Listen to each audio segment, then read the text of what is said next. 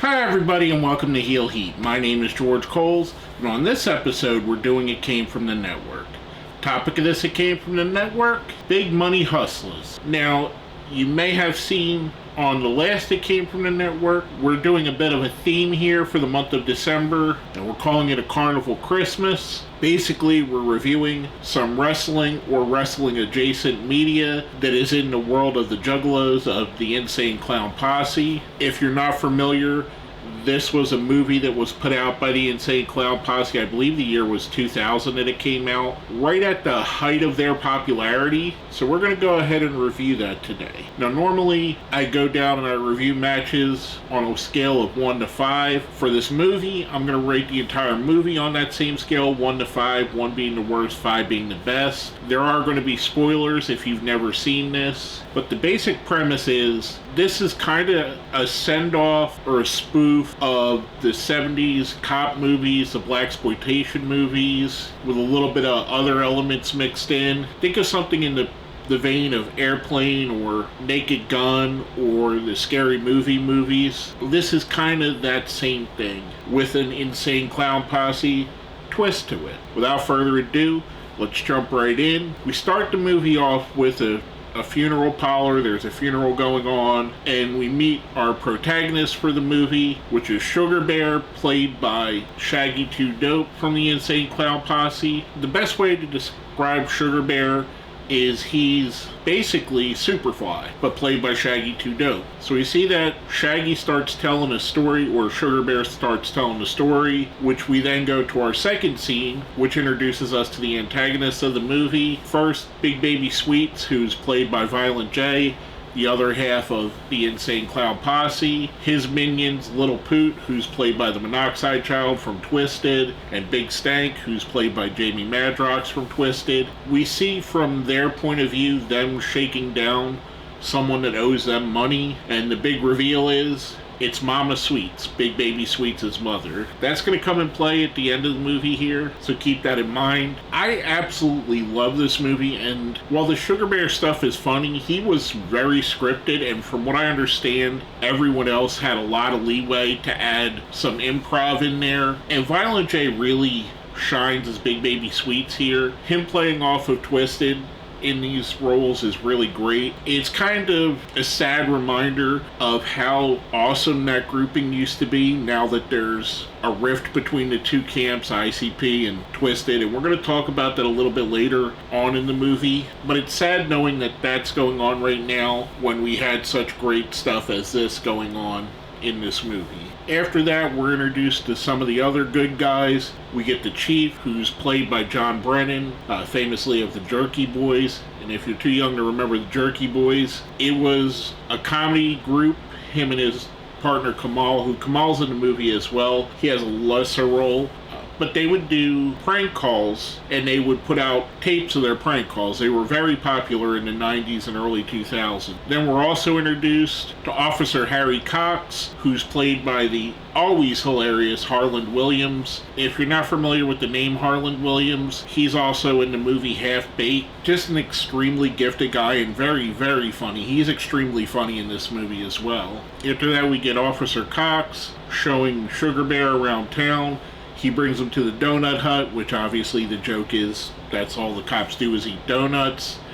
While in the donut hut, we get our first cameo of the movie, which is the Misfits. And up until now, there's a tenuous combination of wrestling in this movie. But all of these guys, the Misfits, were involved in WCW. ICP's been in pretty much every major wrestling promotion over the last 20 years except for AEW. Twisted has wrestled in Juggalo Championship Wrestling. So there is a wrestling tie there. It'll tie in more at the very end of the movie, but I just want to say that because usually if I review a movie it has some sort of a wrestling tie in it. I digress. That scene sets us for a robbery done by 8-Boy, a guy in a gorilla suit, which is obviously Violent J. His voice isn't even tried to be hidden here. That's broken up by Sugar Bear, and here's where you get some of the wrestling influence. He does a DDT on him, which basically stops the rivalry, and then that leads us right into our next scene, where we get Big Baby Sweets and he's at a table with all of the people that are working for him. There's a madam who is very well endowed, a reverend who's crooked. We get some cameos here as well. Misery, who was on Psychopathic Records at the time,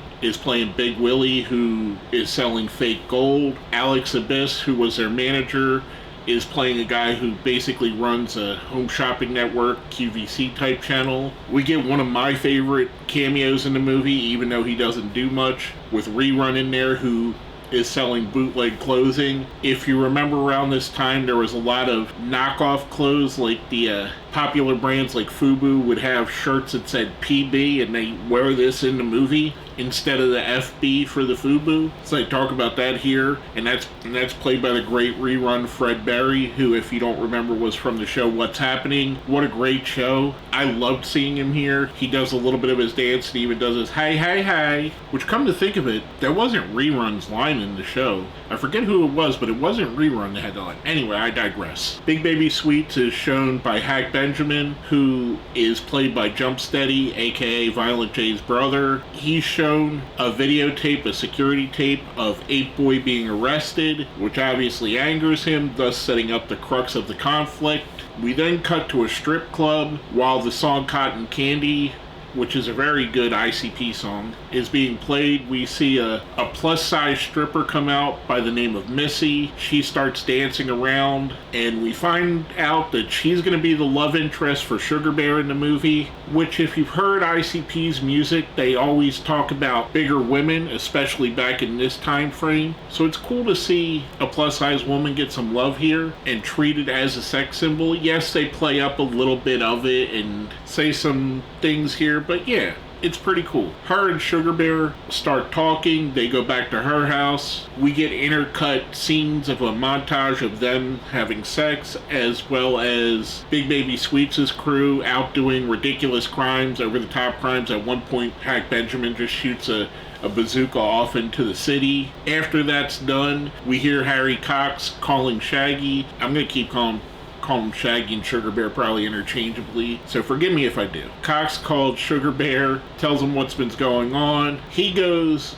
to Big Baby Sweets' house and makes an arrests Big Baby Sweets and Little Poot and Big Stank, takes him back to the police office where he interrogates Big Baby Stank while the chief is also interrogating Little Poot and Big Stank. I like this here because while Big Baby Sweets is not giving up any information, Poot and Stank are over there telling everything that they can, explaining how everything works, and the chief is being oblivious, pretending like they're not telling him anything. This was probably one of the funnier scenes in my opinion. Just the way that they intercut the two, it was very good. They get let go because there's no evidence against them, which brings us back to another scene at the table with Big Baby Sweets with all his people around it. Each one of them kind of steps up and makes a mistake, to which Hack Benjamin comes out and shoots them all in the chest with a shotgun. Hack Benjamin is one of my favorite characters in the movie, and he doesn't even say anything. Just the absurdity of him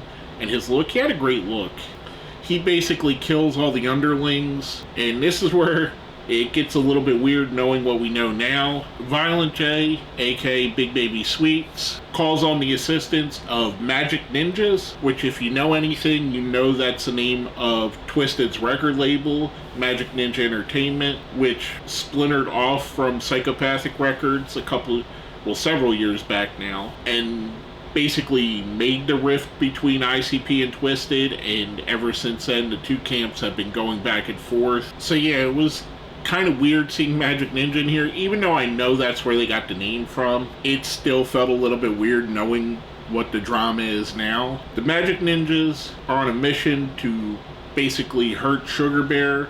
So they go to Missy's house, and this is where some of the fat jokes come in. They lure her into the living room with a trail of different foods, and then they kill her with some ninja swords. It's ridiculous. It's not shown. You just see the blood splatter, kind of Alfred Hitchcock-esque, and who'd ever thought you would compare a scene in a movie by the Insane Clown Posse to Alfred Hitchcock. This is discovered by Sugar Bear, who actually runs into the ninjas as they're leaving her apartment. This sets him in a downward spiral, which we see in a lot of cop movies, where the cop starts questioning himself, starts questioning what they're doing. and he starts walking, and you see a reflection of what people have told him. I think the music here is music from the Incredible Hulk TV show. If not, it's eerily similar, and that was such a great touch. I love the fact that they used that, and that's another thing, the use of music in this, and I'll talk about this more in the end, to help push this on. Mostly Psychopathic Records songs made this movie move quickly. It made it fit with the fan base you're bringing it to. After that, he basically quits the force. We see the chief come by to Sugar Bear's house, trying to recruit him back. Basically, hilarity ensuing because the chief is funny. He tells Sugar Bear that Harry Cox has been kidnapped, the Harlan Williams character. Sugar Bear seems to not be interested at all until one of his posters on the wall comes to life. The legendary Rudy Ray Moore, aka Dolomite, playing the character Dolomite, who basically inspires Sugar Bear to get back on the grind, get back into it. We see him go on a training montage, much like you would see in Rocky or a lot of the 80s movies, to get back ready for the fight. Then he gets introduced to Dr. Dinglenut, who we see has been part of the movie all along. He played the hobo who Sugar Bear gave his badge to when he quit. He played the clerk at the donut shop. He played several roles in this. And Dr. Dinglenut is basically his tech expert. He made some weapons to give to Sugar Bear so Sugar Bear could fight Big Baby Sweets and his men. Sugar Bear takes him, heads out to the warehouse where Harry Cox is being held. He uses the first of the weapons, which is a magic ninja gun with magic bullets, one to kill each ninja, which is hilarious and funny in its own way. Then he has a whistle, because Hack Benjamin is deaf, but this whistle plays at a frequency that'll make his head explode. That's how you gets rid of Hack Benjamin. Then we see he has basically a button that he pushes and a door opens, and once the door opens, Little Poop and Big Stank's parents come out, and they mentioned it through the show that they were suburban kids that are pretending to be gangster. The parents basically take them away and ground them, thus getting them out of the way. But before we get to the crux, before we get to the main fight, we see another minion of Big Baby Sweets come out as Sugar Bear jumps from the rafters into a wrestling ring. I told you wrestling would get involved. And who comes out to challenge him? Cactus Sack. And if you remember from my Stranglemania review, and it's obvious, Cactus Sack is being portrayed by Mick Foley, aka Cactus Jack. Mick is pretty funny here. Mick plays a version of himself, a little bit more vulgar than what Mick would normally be, and just laying in the dad jokes. At one point he even makes fun of Mr. Sacco, which is hilarious because how much he's embraced Mr. Sacco over the years and how much he's talked about Mr. Sacco helping his career. But this was pretty funny. Cactus starts mopping the floor with Sugar Bear, throws him onto a pallet, which a piece of the pallet breaks and goes through his leg, leaving a stake basically through his leg. Cactus goes to the top rope to dive off. Sugar Bear takes out the stake, stabs it through Cactus's heart. Cactus says a funny line, "This is the second time this has happened, this week," and then dies. Then we get the final showdown with Sugar Bear and Big Baby Sweets. They're in the ring. He keeps saying Sugar Bear, and all through the movie, whenever Sugar Bear's name is mentioned, there's a little couple bars of music that are played. He goes, "Where's that from?" And Mikey Clark stands up, who at the time was their producer and has worked with them several times since. But I believe at this time he was, if he wasn't their only producer, he was probably the guy that produced 80 to 90% of their music at this time. They use other producers now as well, but back then Mikey Clark was basically the third member of the band. He stands up. There's a lot of fourth wall breaking, especially by Violent J as Big Baby Sweets. He says to him, "I'm Mikey Clark, I make all your beats." Big Baby Sweets shoots him, then starts saying Sugar Bear, which there's no music after. He starts doing his thing, talks about his money, and every time he opens his jacket to show the money, he gets shot, and he keeps going, "Stop playing, stop kidding around, stop joking." He keeps getting shot. We finally see him die, and who's standing behind him with the gun? A callback all the way to the beginning of the movie, Mama Sweets, who in the very beginning said she would make it right. This was her way of making it right by killing Big Baby Sweets at the end. A fantastic little reveal and a funny little tie back. Afterwards, we start seeing the aftermath. The other cops arrive. Big Baby Sweets is being brought out on a gurney.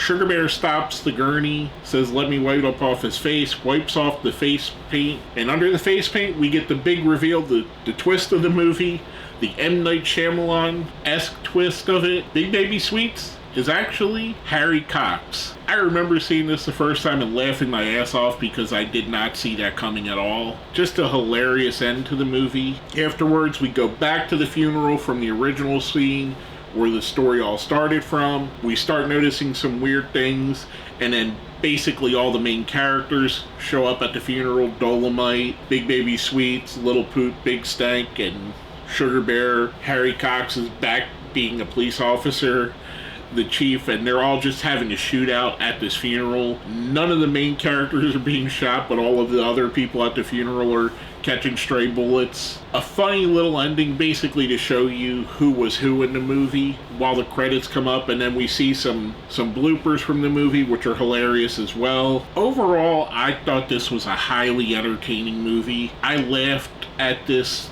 watching it this time like I did the first time or the first 20 times I watched this movie. This was another one, much like I mentioned with the Stranglemania, that I had on video cassette back in the day. I think I had the DVD too, and I'm pretty sure I lent my DVD out and never got it back. But anyway, I digress. The pacing of this was brisk. They didn't linger on any one shot or one scene.